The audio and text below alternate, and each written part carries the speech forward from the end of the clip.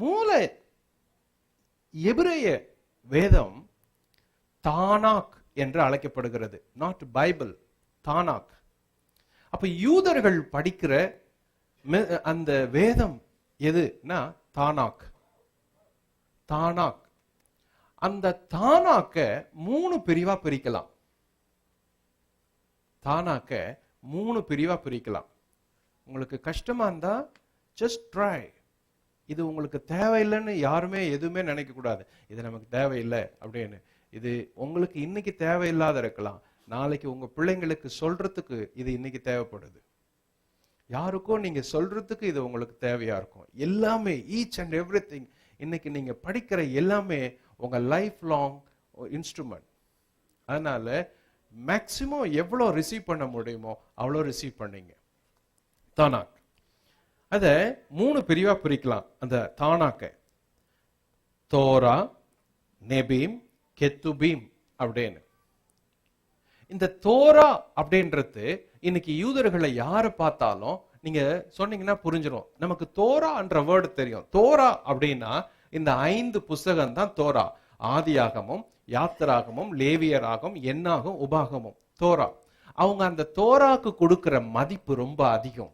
ஏன்னு கேட்டா மற்ற புஸ்தகங்களை விட தோராக்கு ஏன் யூதர்கள் அதிகமா ரெஸ்பெக்ட் பண்றாங்கன்னா, மற்ற புஸ்தகங்கள் இன்ஸ்பயர்ட் பை காட், அதாவது தேவ ஆவினாலே ஏவப்பட்டு எழுதினது மற்ற புஸ்தகங்கள்.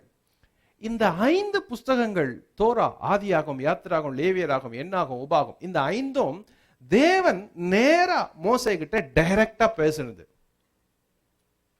அதனால தான் அவங்க மற்ற புஸ்தகங்களுக்கு கொடுக்கிற மதிப்பை விட தோராக்கு கொடுக்கிற மதிப்பு அதிகம். காரணம், அதுல இருந்த எல்லாமே தேவனால் நேரா மோசேக்கு டிக்டேட் பண்ணப்பட்டு காண்பிக்கப்பட்டு தேவனால் கொடுக்கப்பட்டது. அதனால அதுக்கு மதிப்பு அதிகம். அப்போ இந்த 5 புஸ்தகங்களுக்கு பேர் என்ன? எல்லாரும் சொல்லுங்க. தோரா. ஹீப்ரூல தோரா. நம்பர் 2 நெபீம். நெபீம் அப்படின்னா தீர்க்கதரிசிகள் அப்படின்னு பொருள். அந்த புஸ்தகத்தினுடைய பார்ட் நெபீம், தீர்க்கதரிசிகள். அந்த தீர்க்கதரிசிகள் அந்த புஸ்தகங்களை அவங்க 2 வெரைட்டியா சொல்றாங்க. முற்கால தீர்க்கதரிசிங்க, பிற்கால தீர்க்கதரிசிங்க. அந்த முற்கால தீர்க்கதரிசிங்க புஸ்தகம் என்ன? யோசுவா, நியாயாதிபதிகள், 1 சாமுவேல், 2 சாமுவேல், 1-2 ராஜாக்கள். இந்த புஸ்தகம் 6 புஸ்தகமும் என்ன சொல்றாங்க? முற்கால தீர்க்கதரிசிகள். ஓகே. பிற்கால தீர்க்கதரிசிகள் ஏசியா, எரேமியா, படிங்க.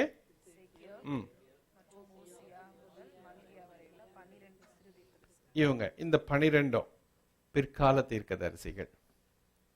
ஓகே. 3வது பிரிவு கெத்துபீம். அது என்னன்னு கேட்டா எழுத்துக்கள் அப்படின்னு சொல்றாங்க. அதை எழுத்துக்கள் அப்படின்னு பொருள். கவனிங்க, ஹீப்ரு பைபிள 3 பிரிவு. ஹீப்ரு பைபிள தானாக் அப்படின்னு சொல்றாங்க. அதுல 3 பிரிவு. தோரா 5 புக்கு, நெவீம் அது தீர்க்கதரிசிகள், அதுல முற்கால தீர்க்கதரிசி, பிற்கால தீர்க்கதரிசி. Part number 3 கெத்துபீம். கெத்துபீம்ல என்னன்னா சங்கீதம், நீதிமொழிகள், யோபு, ரூத், புலம்பல், பிரசங்கி, எஸ்தர், தானியேல், எஸ்ரா, நெகேமியா, நாளாகம் ஆக மொத்தம் இந்த புஸ்தகம் எல்லாம் சேர்ந்து கெத்துபீம். இப்ப பாருங்க, இதுல ஒரே ஒரு சின்ன காரியம். நமக்கு மொத்தம் ஓல்ட் டெஸ்ட்மென்ட் புக் எவ்வளோ? 39. அவங்களுக்கு 24. அவங்களுக்கு 24 புஸ்தகமா வச்சிருக்கிறாங்க இன்னைக்கும். ஏன் 24 அப்படின்னா, அவங்க இந்த 1 சாமுவேல் 2 சாமுவேல் புஸ்தகம் இருக்குல்ல, இத ஒரே புஸ்தகமா கணக்கெடுக்கிறாங்க. 1 ராஜாக்கள் 2 ராஜாக்கள் இத ஒரே புஸ்தகமா கணக்கெடுக்கிறாங்க. 1 நாளாகமும் 2 நாளாகமும் இத ஒரு புஸ்தகமா கணக்கெடுக்கிறாங்க. எஸ்ரா, நெகேமியா இத ஒரு புஸ்தகமா கணக்கெடுக்கிறாங்க. ஓசியா முதல் மல்கியா வர 12 புஸ்தகம் இருக்குது. இத ஒரு புஸ்தகமா கணக்கெடுக்கிறாங்க. சொல்லுது புரியுதா? லிஸ்ட் ஏற்கனவே நம்ம ஓபன் பண்ணி வச்சிருக்கிறோம். அந்த லிஸ்ட்ல ஹீப்ரூல எப்படி கணக்கெடுக்கிறாங்க? நமக்கு 39, அவங்களுக்கு 24 புக்ஸ். ஏன் 24 புக்ஸ்னா, ஓசியால இருந்து மல்கியா வரைக்கும் இருக்கிற புஸ்தகம்லாம் சின்ன சின்ன புஸ்தகம், அதெல்லாம் அவங்க சேர்த்து ஒரு புஸ்தகமா ஆக்கிட்டாங்க. அதே மாதிரி எஸ்ரா, நெகேமியா 2 புஸ்தகமா நம்ம நினைக்கிறோம், அவங்களுக்கு ஒரு புஸ்தகமா இருக்கு. 1 சாமுவேல், 2 சாமுவேல் நமக்கு 2, அவங்களுக்கு 1 ராஜாக்கள், 2 ராஜாக்கள் 2 புஸ்தகம், அவங்களுக்கு 1 நாளாகும், 2 நாளாகும், ஒரு புஸ்தகம் அவங்களுக்கு, நமக்கு 2. ஆகையினால இந்த சுருக்கங்கள்லாம் சேர்ந்ததுனால ஏற்கனவே 19 புஸ்தகம், 1 2 3 4 5 மொத்தம் 24. இதுதான் ஹீப்ரு ஆர்டர். இதை தெரிஞ்சுக்கினா போதும். அதுக்கு மேல நம்ம ஹீப்ருல ஒன்றும் பண்ண போறது இல்லை. நீங்க பெரிய ஸ்காலரா வந்தா ஹீப்ரு படிச்சுட்டு அப்புறம் பெரிய ப்ரீச்சரா வரலாம். இவ்வளவுதான் ஹீப்ரு. தானாக் 3 பார்ட்ஸ். அந்த 3 பார்ட்ஸ்ல இவ்வளவுதான். தோரா, நெவீம், கெத்துபீம். மொத்தம் 39 நமக்கு, ஆனா அவங்களுக்கு 24. அவ்வளவுதான். சரி, எப்படி நமக்கு 39 வந்துச்சு அப்படின்னு கேட்கலாம். ஏன் பிரதர் நமக்கு மட்டும் 39, அவங்களுக்கு மட்டும் 24, ஏன் நமக்கு அப்படி வரல கேட்கலாம். ஏன் ஹீப்ரூல மூல மொழியில இருந்து தானே நமக்கு புஸ்தகம் வந்துச்சு, பைபிள் அப்படித்தானே சொல்லி இருக்கு. அப்படி இருக்கிறப்போ அவங்களுக்கு 24, நமக்கு மட்டும் ஏன் 39? நமக்கும் 24 தானே வந்திருக்கணும். அப்ப நமக்கு மட்டும் ஏன் 39 வந்துச்சு அப்படின்னு கேட்கலாம். நியாயம். ஏன்னு கேட்டா, இந்த ஹீப்ரு பைபிள்ல இருந்து அடுத்த டிரான்ஸ்லேஷன் கிரீக்குக்கு போனாங்க. கிரீக்குக்கு போனப்போ கவனிங்க, ஏன் கிரீக்குக்கு போனாங்க அப்படின்னா, ஹீப்ரு பைபிள் அப்பத்துல இருந்தே, ஹீப்ரு தானாக் அப்பத்துல இருந்தே இருந்துச்சு. கிரேக்க மன்னன் அலெக்சாண்டர் உலகம் முழுசையும் தான் ஆட்சியின் கீழே கொண்டு வரணும்னு படையெடுத்தப்போ, அந்த சமயத்துல கிரேக்க மொழி எல்லா உலகத்துக்கும் பரவுச்சு. அப்படி பரவனதுனால ஹீப்ரு மொழி மைனாரிட்டியா இருந்துச்சு, கிரீக் மெஜாரிட்டி ஆச்சு. அதனால ஹீப்ருல இருந்து கிரீக்குக்கு ஜம்ப் பண்ணாங்க, டிரான்ஸ்லேட் பண்ணணும் அப்படின்னு. அப்படி டிரான்ஸ்லேட் பண்ணப்போ ஹீப்ரு உடைய டிரான்ஸ்லேஷனுக்கு கிரேக் டிரான்ஸ்லேஷன் ஹெவியா போயிட்டே இருந்துச்சு. இங்க ஒரு பேஜ்னா அங்க 4 பேஜ், இங்க 2 பேஜ்னா அங்க 8 பேஜ், அது மாதிரி டிரான்ஸ்லேட் பண்றப்போ பெருசா போச்சு. அப்போ டிரான்ஸ்லேட் பண்றவங்க என்ன பண்ணாங்க, 1 சாமுவேல் 2 சாமுவேல் ரொம்ப பெருசா இருக்குது, சாமுவேல் புக்கு ரொம்ப பெருசா இருக்குது, அதனால அதை 2 ஆக்கலாம் அப்படின்னு சொல்லி அதை 1 சாமுவேல் 2 சாமுவேல் ஆக்கிட்டாங்க. ராஜாக்கள் புஸ்தகம் ரெண்டும் எல்லாம் பெருசா இருக்கு, அதனால அதை 2 ஆக்கி 1 ராஜாக்கள் 2 ராஜாக்கள் பிரிச்சாங்க. நாளாகமும் பெருசா இருக்குது, டிரான்ஸ்லேஷன் ஸ்கிரிப்ட் ஹெவி, அதனால 2 ஆக்குவோம், 1 2. அதே மாதிரி எஸ்தர், நெகேமியா 2 ஆக்குனாங்க. மற்ற சின்ன புஸ்தகங்கள் எல்லாம் சிறு சிறுசா ஆக்குனாங்க. இப்படி ஆக்குனது கிரீக்ல. கிரீக்குக்கு பின்னாடி டிரான்ஸ்லேட் பண்ணவங்க கிரீக்கை ஃபாலோ பண்ண ஆரம்பிச்சாங்க. இதுதான் சரியா இருக்கு அப்படின்னு. அதுல ஒரு காரியம் இருக்கு, இதை பார்த்துட்டு போயிடும். இந்த சாப்டர்ல கிரேக்க மொழியில் பழைய ஏற்பாட்டு வேதாகம புத்தக ஒழுங்குகள். எபிரேய மொழியில் எழுதப்பட்ட பழைய ஏற்பாட்டு முதலில் சுமார் கிமு 250 கிரேக்க மொழியில் சுமார் 72 பேரை கொண்ட குழு மொழிபெயர்த்தது. இக்குழுவினர் 2ஆம் தாலமி அரசரின் அழைப்பின் பேரில் எருசலேமில் அன்றைய பிரதான ஆசாரியராய் இருந்த எலியேசர் என்பவர் அனுப்பப்பட்டார். கோத்திரத்திற்கு 6 பேர் வீதம். பாருங்க, ஒரு பிரீஸ்ட் ஒரு குரூப்பை ஃபார்ம் பண்றாரு. கோத்திரத்துக்கு 6 பேர், 12 கோத்திரம், மொத்தம் 72 பேர் கேதர் பண்ணி அவங்கள ஒரு ஐலாண்டுக்கு அனுப்புறாரு. அங்க பாரு, பாரோஸ் என்ற தீவில் அலெக்சாண்ட்ரியா, அவர்கள் அலெக்சாண்ட்ரியா சென்று பாரோஸ் தீவில் 72 நாட்களில் 5 ஆகமங்களை, அதாவது ஆதியாகம், யாத்திராகம், லேவியராகம், எண்ணாகம், உபாகம், எபிரேய மொழியிலிருந்து கிரேக்க மொழியில் மொழிபெயர்த்தனர். அது இது ஒரு செவி வழி வரலாறு, இப்படிதான் நடந்துச்சு அப்படின்னு. இந்த மொழிபெயர்ப்புக்கு செப்டுவஜென்ட் அப்படின்னு பேரு. செப்டுவஜென்ட். நீங்க எங்கன்னா புக் ஷாப் போனீங்கன்னா, இல்ல ஒரு தியாலஜி செமினரியை பத்தி படிக்கவோ கேட்கவோ போனீங்கன்னா, இது ஒரு சப்ஜெக்ட். செப்டுவஜென்ட் அப்படின்னு போட்டிருக்கோம். செப்டுவஜென்ட் அப்படின்னா ஏதோ ஒரு அந்நிய புக்குன்னு விட்டுறக்கூடாது. அது இந்த 5 புக்கும் கிரேக்க மொழியில பேர். கிரேக்க மொழியில என்ன பேர்னா, இந்த 5 புக்குக்கும் செப்டுவஜென்ட் சொல்லுங்க அப்படின்னு பேர். அதுக்கப்புறம் என்ன பண்ணாங்க, இதை இன்னும் அதிகமா டிரான்ஸ்லேட் பண்ணாங்க. கிரேக்க மொழியிலிருந்து லத்தீன் மொழிக்கு டிரான்ஸ்லேட் பண்ணாங்க. இந்த லத்தீன் மொழிக்கு டிரான்ஸ்லேட் பண்றப்போ இதுக்கு என்ன பேர் வச்சாங்களா, LXX வச்சாங்க. கம்ப்யூட்டர் படிப்பீங்க, இட்டாலிக் வேர்டு, ஃபாண்ட் இட்டாலிக்ல மாத்துங்கன்னு சொல்லுவோம். Italic word. அது எல்னா 50. உங்க பசங்களுக்கு 1 போடுவோம், 2 போடுவோம், 3 போடுவோம், 10 இப்படி போடுவோம். எல் அப்போ 10, 11 இப்படி போடுவோம், 20 இப்படி போடுவோம். அப்போ 50க்கு எல் போடுவோம். அப்போ எக்ஸ் ஒரு 10, இங்க ஒரு எக்ஸ் 10. இது 50 பிளஸ் 10 பிளஸ் 10 மொத்தம் 70. இந்த 70 இவங்க என்ன பண்றாங்க, LXX அழைக்கிறாங்க. புரியுதா? புரியலன்னா ரொம்ப கவலைப்படாதீங்க. நம்ம இதை படிக்க போறதுக்கு வரல, இன்னும் உள்ள போகணும். வெளியே புரிஞ்சுக்கிறதுக்காக சொல்றேன்.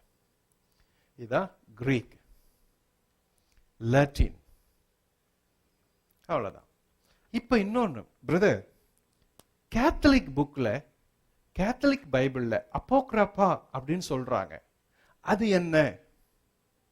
அது ஏன் நம்ம பைபிள்ல இல்லை அப்படின்னா, இந்த 39 புஸ்தகத்தோட இன்னும் சில புஸ்தகங்கள், அதாவது ஈப்ரு மொழியில 24 இருந்துச்சு இல்ல, இன்னும் சில புஸ்தகங்களை இந்த லத்தீன் மொழியிலையும் கிரேக்க மொழியிலையும் சேர்த்தாங்க. அந்த நாட்கள்ல போப்பாண்டவர்களுடைய ஆட்சி அதிகமா இருந்ததுனால எல்லாத்தையும் உள்ள சேர்த்தாங்க. அதுக்கு பிறகு இந்த பைபிளை கோர்த்தவங்க உட்கார்ந்து எந்த புஸ்தகம் எல்லாம் நமக்கு விசுவாசத்துக்கு யூஸ் ஆகலையோ அதெல்லாம் எடுத்துடலாம் அப்படின்னு சொன்னாங்க. அப்போ அப்போக்ராபா, கேத்தலிக்கா இருந்தீங்கன்னா உங்களுக்கு தெரியும். இல்ல கேத்தலிக்க போய் கேட்டு பாருங்க, சில பைபிள்ல போட்டே இருக்கும், பைபிள்ல போட்டிருக்கோம் அப்போக்ராபா அப்படின்னு போட்டிருக்கோம். அப்படின்னா எக்ஸ்ட்ரா இந்த 39 புஸ்தகம், உங்க பைபிள்ல இருக்கிற 39 புஸ்தகத்தையே இன்னும் கொஞ்சம் எக்ஸ்ட்ரா உள்ள இருக்கும் புக்கு. அந்த புஸ்தகம் என்ன அப்படின்னா, கீழே இருக்கு பாருங்க, தள்ளுபடி ஆகமம் அப்படின்னு சொல்லுவோம். இது 1ஆம் எஸ்ட்ராஸ், 2ஆம் எஸ்ட்ராஸ், ஜூடித், டோபேத், மக்கபேர் 1, மக்கபேர் 2, சாலமோனின் ஞானம், சீராக்கின் ஞானம், மனாசேயின் ஜெபம், சாலமோனின் சங்கீதம், பரூக், எரேமியாவின் நிருபம், சூசனாவின் வரலாறு, பெல்ட்ராகன், 3 எபிரேய பரிசுத்த பிள்ளைகளின் பாடல். இதெல்லாம் என்ன? அப்போக்ராபா புக். அப்ப கேட்கலாம், ஏன் பிரதர் அது நம்ம புஸ்தகத்துல பைபிள்ல வரல அப்படின்னா, ஏன் இதை எடுத்தாங்க அப்படின்னா, எதெல்லாம் நம்ம விசுவாசத்துக்கு உதவலையோ, விசுவாசத்துக்கு மேட்ச் ஆகலையோ, கிறிஸ்டியன் ஃபெய்த்துக்கு இடரலாவோ இல்லது மேட்ச் ஆகாதையோ இல்ல விசுவாச தூண்டாத இருக்குதே, அந்த புஸ்தகத்தெல்லாம் தனியா எடுத்துட்டாங்க. அதனாலதான் அதை நம்ம பைபிள்ல வரல. அப்ப அப்போக்ராபா அவங்க படிக்கிறாங்களே, அது கேத்தலிக் பைபிள். நம்ம படிக்கிறது அது வரல. ஏன் அதை எடுத்தாங்க? நம்ம ஃபெய்த்துக்கு அந்த புஸ்தகங்கள் யூஸ் ஆகல, அவ்வளவுதான், வேற ஒண்ணும் கிடையாது. இதுதான் பேசிக்கா Hebrew Bible, Greek Bible, Latin Bible, Apocrypha. இதை குறித்து தெரிஞ்சு வச்சுக்கிற ஒரு காமன் ஐடியா. ஸ்கூல்ல போய் படிக்கிறப்போ பேசிக்ல இருந்து தானே படிக்கிறோம். எந்த பிள்ளையும் எட்டு போய் நேரா 10th சேர்க்கல. LKG, UKG, first standard, second standard, 5th, 10th அப்படிதான் போறோம். அதே மாதிரி தான் இது கூட, பைபிள் கூட. நீங்க நேரா நம்மளால ரட்சிக்கப்பட்டு வந்ததுமே உடனே நம்ம பைபிளை வாசிக்கிறோம். ஆனா அதனுடைய பேக்ரவுண்ட், ஸ்டோரி, ஒரிஜின் எதுவுமே தெரியாதையே வாசிச்சுட்டே போயிடுறோம். அதனாலதான் சில நேரத்துல நமக்கு புரியல. ஓகே, இப்ப நம்ம பைபிளுக்கு வருவோம். நம்ம பைபிள் என்ன பண்ணுது அப்படின்னு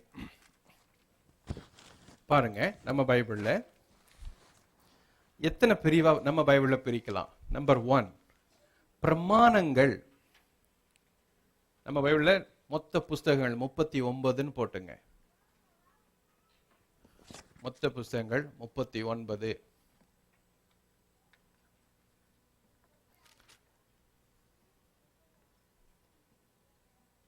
நான்கு பிரிவுகளாக பிரிக்கலாம். 4 பிரிவுகளாக பிரிக்கலாம். நம்பர் 1, பிரமாண புத்தகங்கள். மொத்தம் 5. நீங்க எழுதுறப்ப இப்படி எழுதணும். பிரமாண மொத்தம் 39 கோடு. பிரிவு 4 பிரிவா பிரிக்கலாம். பிரிவு நம்பர் 1, பிரமாண புத்தகங்கள். பேப்பருக்காக கவலைப்படாதீங்க, தெளிவா எழுதுங்க. இது அப்புறம் உங்களுக்கு என்னைக்கு இருந்தாலும் யூஸ் ஆகும். 50 வருஷம் ஆனா கூட இது உங்களுக்கு யூஸ் ஆகும். டஸ்ட் இல்லையா? பிரமாண புத்தகங்கள். என்ன பிரமாண புத்தகங்கள்? எது? ஆதியாகமும், யாத்திராகமும், லேவியராகமும், எண்ணாகமும், உபாகம். இந்த 5ம் பிரமாணங்கள், லா அப்படின்னு சொல்றோம். ஆழ்கிலியே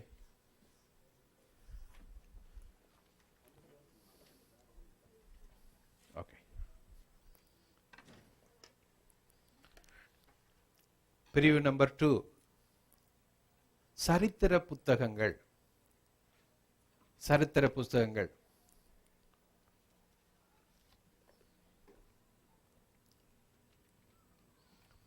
உங்க டேபிள பாருங்க.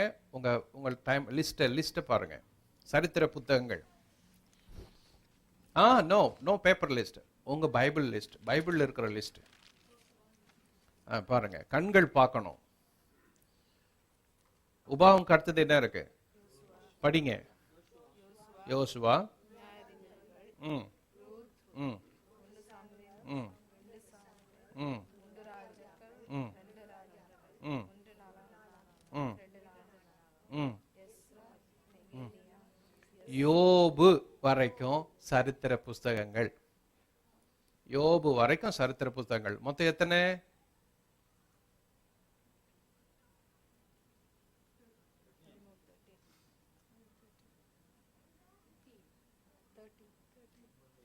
13. ஓகே, மொத்தம் 13 சரித்திர புத்தகங்கள். உங்க பைபிள்ல யோபுவின் புஸ்தகம் எடுங்க. அதுக்கு தலைப்பு என்ன பாருங்க.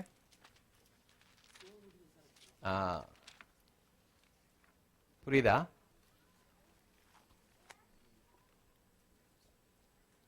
சரித்திர புத்தகம். ஓகே,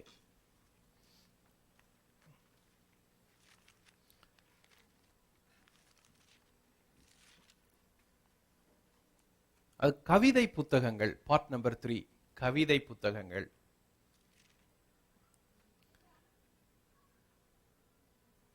கவிதை புத்தகம் லிஸ்ட் பாருங்க.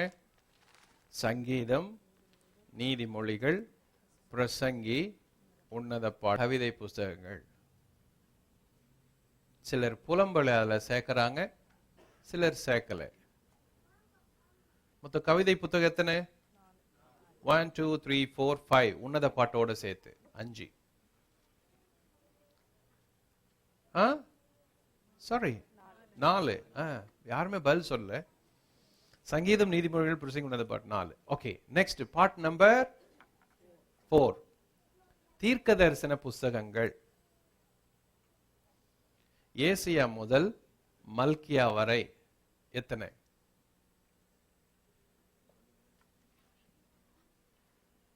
கவுண்ட் பண்ணுங்க. சாரி, 17. இந்த 2 பிரிவா பிரிக்கலாம். ஒன்னு பெரிய தீர்க்கதரிசி புத்தகங்கள், சிறிய தீர்க்க தரிசன புத்தகங்கள். பெரிய தீர்க்க தரிசன புத்தகம், சிறிய தீர்க்க தரிசன புத்தகங்கள். அது யாது? ஏசியா, எரேமியா, புலம்பல், எசேக்கியேல், தானியேல், இவையெல்லாம் பெரிய தீர்க்க தரிசன புத்தகங்கள். புலம்பல் சின்னதாச்சே, எப்படி அதுல சொல்றீங்க அப்படின்னு கேட்கலாம். அந்த ஆத்தர் ஏற்கனவே ஒன்னு வச்சிருக்கிறார், பெரிய புஸ்தகம். அதுல சின்ன ஒரு அனெக்ஸ் மாதிரி அது, அதனால அதுல ஜாயின் ஆயிடுது. ஏசியா, எரேமியா, புலம்பல், எசேக்கியேல், தானியேல். உங்க கண்கள் உங்க பைபிள் லிஸ்ட பார்க்கணும்.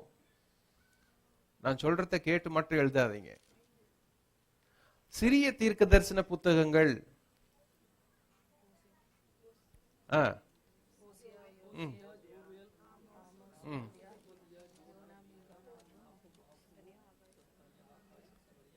பாருங்க, இது சிறிய தீர்க்க தரிசன புத்தகம். இப்ப இந்த 5 ஆர்டர் நமக்கு ஞாபகம் வந்துருச்சா? பைபிள்ல பழைய ஏற்பாட்டு எத்தனை பிரிவா பிரிக்கிறோம்? 4 பிரிவு. என்ன இந்த 4? பிரமாணம், சரித்திரம், கவிதை, தீர்க்க தரிசனம். அவ்வளவுதான். ராத்திரியில தூக்கத்தில் எழும்பி கேட்டா கூட பழைய ஏற்பாட்டு மொத்தம் 39 புஸ்தகம், அதை 4 பிரிவா பிரிக்கலாம். பிரமாணம், சரித்திரம், கவிதை, தீர்க்க தரிசனம். பிரமாணம், சரித்திரம், கவிதை, தீர்க்க தரிசனம். அவ்வளவுதான். இதுதான். இப்ப ஏன் இவங்க இந்த மாதிரி ஆர்டர் பண்ணாங்க அப்படின்னா, இவங்க இந்த லிஸ்ட்ல தான் ஆர்டர் பண்ணாங்க. இப்ப நம்ம எந்த லிஸ்ட்ல பார்த்தோமோ, தீர்க்கதரிசி புஸ்தகங்கள் எல்லாம் ஒன்னா கூட்டுங்க, எல்லாம் ஒன்னா கூட்டுங்க, ஒன்னா கூட்டுங்க, ஒன்னா கூட்டுங்க, ஒன்னா கூட்டுங்க. ஓகே, பெரிய புஸ்தகம்லாம் லைனா அடிக்கிடுவோம், சின்ன புஸ்தகத்தெல்லாம் லைனா அடிக்கிடுவோம். அப்படி அடிக்கிட்டாங்க. சரித்திர புஸ்தகத்தை எல்லாம் ஒன்னா கூட்டுவோம், ஒன்னா கூட்டுவோம். 1 சாமுவேல், 2 சாமுவேல், ராஜாக்கள் எல்லாத்தையும் ஒன்னா கூட்டுவோம். எல்லாத்தையும் கூப்பிட்டு ஒன்னு அடிக்கிட்டாங்க. கவிதை புஸ்தகத்தெல்லாம் எல்லாம் ஒன்னா சேர்த்துருவோம். எங்க சங்கீதத்தை எடுப்போம், நீதிமொழிகள் எடுப்போம், உன்னத பாட்டை எடுப்போம், எல்லாத்தையும் ஒன்னா சேர்த்துருவோம். அதனால இவங்க சேர்த்து அரேஞ்ச் பண்ணது எப்படின்னு கேட்டா, இந்த order topical wise order. Topical wise. நம்ம என்ன நினைக்கிறோம், அவங்க அப்படி அடுக்குறதுனால இப்படித்தான் நடந்துச்சு போல. ஓஹோ, இது ஆதியாகமம் பிறகு யாத்திராகமும் அப்படியே வருது, ரூத்துக்கு பிறகு சாமுவேல், சாமுவேல் பிறகு ராஜா, பிறகு யோபுக்கு பிறகு எஸ்தருக்கு பிறகு யோபுக்கு பிறகு சங்கீதம், சங்கீதத்துக்கு பிறகு நீதிமொழிகள், நீதிமொழி பிறகு உன்னத பாட்டு. அப்படிதான் நடந்துச்சு போல அப்படின்னு ஒரு எக்ஸாம்பிள். சங்கீத புஸ்தகம் இருக்குது. சங்கீத புஸ்தகம் 90ஆம் சங்கீதம் எடுங்க.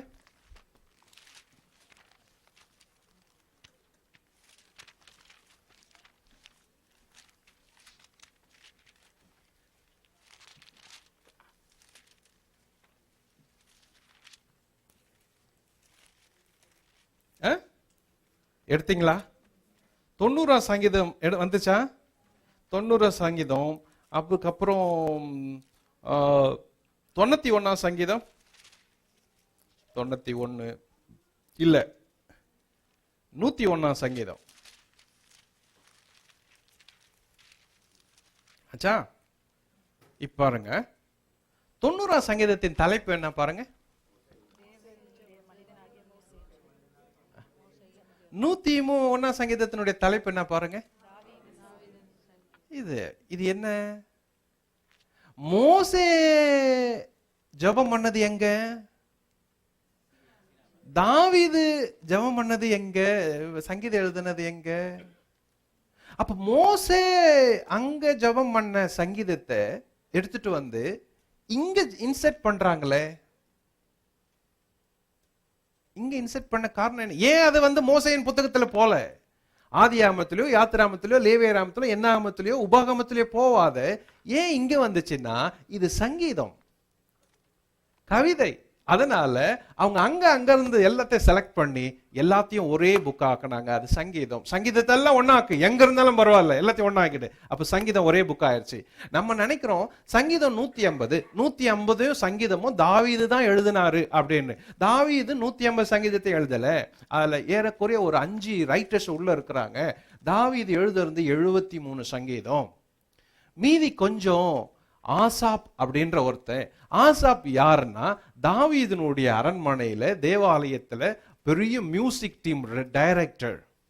அவன் சங்கீதங்களை எழுதுறவன், கோஆர்டினேட் பண்றவன். அந்த தேவாலயத்துல மியூசிக் பெரிய டீம் இருக்கும், பாடுற கோயர், அதுக்கு மியூசிக் ஆர்கனைஸ் பண்றவன் ஆசாப். அவனும் எழுதி இருக்கிறான். கோராகின் புத்திரர் கொஞ்சம் இருக்கிறான். அவங்க யாரு? லேவியர், பின்னணியில வந்தவங்க. அவங்க கொஞ்சம் சங்கீதத்தை எழுதியிருக்கிறாங்க, அதுவும் உள்ள இருக்கு. இத பாருங்க, இண்டிவிஜுவல் சின்ன சின்ன சின்ன சின்னதா சாலமோனின் சங்கீதம் ஒன்று இருக்கும், மோசேயின் ஜெபம் இருக்கும். அது இல்லாத பிற சங்கீதங்களும் உள்ள இருக்கும். எங்க எப்போ எழுதுனாங்கன்றது இல்ல, தலைப்புகளின் வரிசையில எல்லாத்தையும் உள்ள போட்டாங்க. இப்ப புரியுதா? இப்படிதான் எல்லா புஸ்தகம் உள்ள வந்துச்சு. தீர்க்க தரிசன புஸ்தகத்தை பாருங்க, அந்த லிஸ்ட்ல பெரிய புஸ்தகம் எல்லாம் லைனா இருக்குது. பெரிய புஸ்தகம் எல்லாம் லைனா இருக்குதா? ஏசியா, எரேமியா, புலம்பல், எசேக்கியேல், தானியேல். அப்போ வந்து லிஸ்ட் ஆக்கிட்டாங்க. ஆனா எல்லாமே ஆர்டரா ஒரே நேரத்துல வரிசையா நடந்தது இல்லை.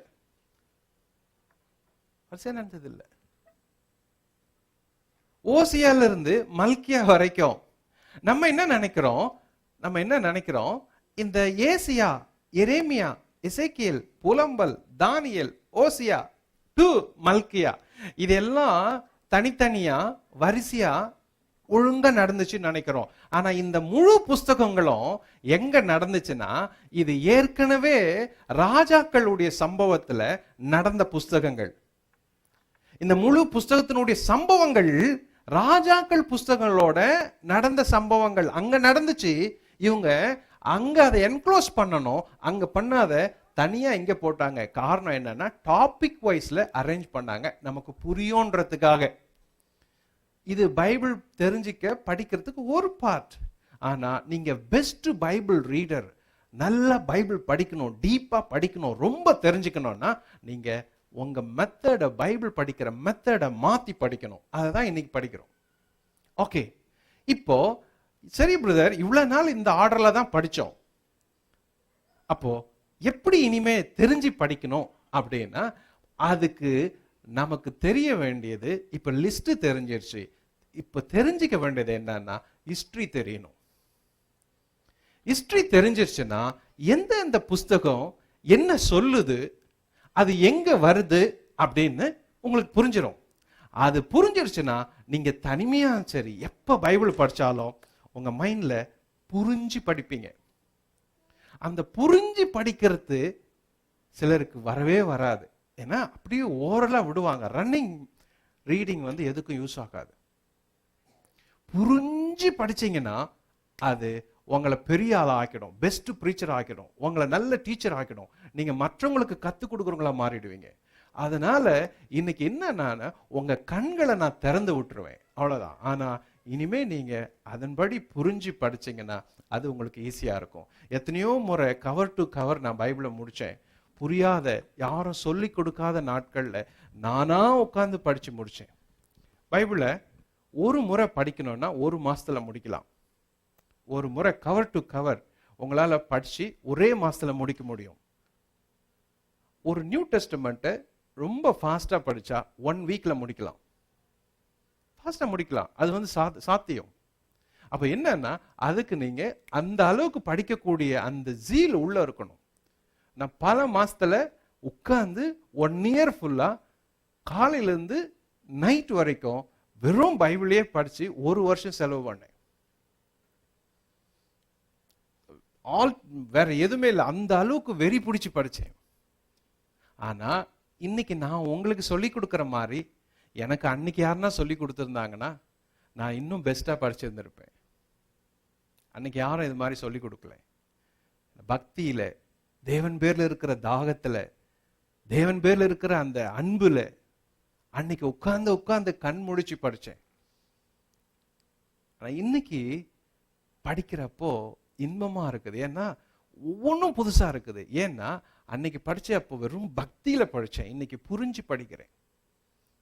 அதேதான் உங்களுக்கு கூட. நீங்க பைபிளை புரிஞ்சு படிச்சுட்டீங்கன்னா ரொம்ப இன்ட்ரெஸ்டா இருக்கும். நீங்களே தேடுவீங்க, நீங்களே ரிசர்ச் பண்ணுவீங்க, நீங்களே ப்ரீச் பண்ணுவீங்க, நீங்களே உங்களுக்கே அது தினந்தோறுமே ஒரு இன்ட்ரெஸ்ட் இருக்கும். போர் அடிக்காது. ஏன் சிலர் பைபிள் படிக்கிறப்ப போர் அடிக்குதுன்னா பைபிள் புரியல அதனால போர் அடிக்குதுன்றான். சில பேஜஸ் தொடர்றதே இல்லை, சில புக்ஸ் தொடர்றது இல்லை, ஏன் புரியல அதனால விட்டுறான், ஸ்கிப் பண்றான். ஏன்? அதுக்கு எஃபர்ட் எடுத்து அது என்ன ஏதுன்னு கத்துக் கொடுக்கவோ இல்லை தெரிஞ்சுக்கவோ கத்துக்கவோ நமக்கு மனசு இல்லை. ஓகே, இவ்வளவு நாள் எப்படி படிச்சோமோ அதை பத்தி இனி கவலைப்பட வேண்டாம். இவ்வளவு நாள் என்ன நடந்துச்சு அதை பத்தி யோசிக்காதீங்க. இன்னைக்கு உங்களுக்கு ஒரு டர்னிங் பாயிண்ட். இன்னைக்கு கர்த்தர் உங்களுக்கு இன்னைக்கு பெஸ்ட் ஒரு வழியை காட்டுவாரு, அதன்படி செய்வோம். ஓகே, இப்ப எங்க தொடங்கணும்னா பைபிளை படிக்கிறதுக்கு முன்னாடி நம்ம ஹிஸ்டரிய முதல்ல தெரிஞ்சுக்கணும். ஹிஸ்டரிய தெரிஞ்சுக்கலாம். அப்ப ஹிஸ்டரிய தெரிஞ்சுக்க போக போக அந்த லிஸ்ட்ல இருக்கிற பைபிள், அந்த லிஸ்ட்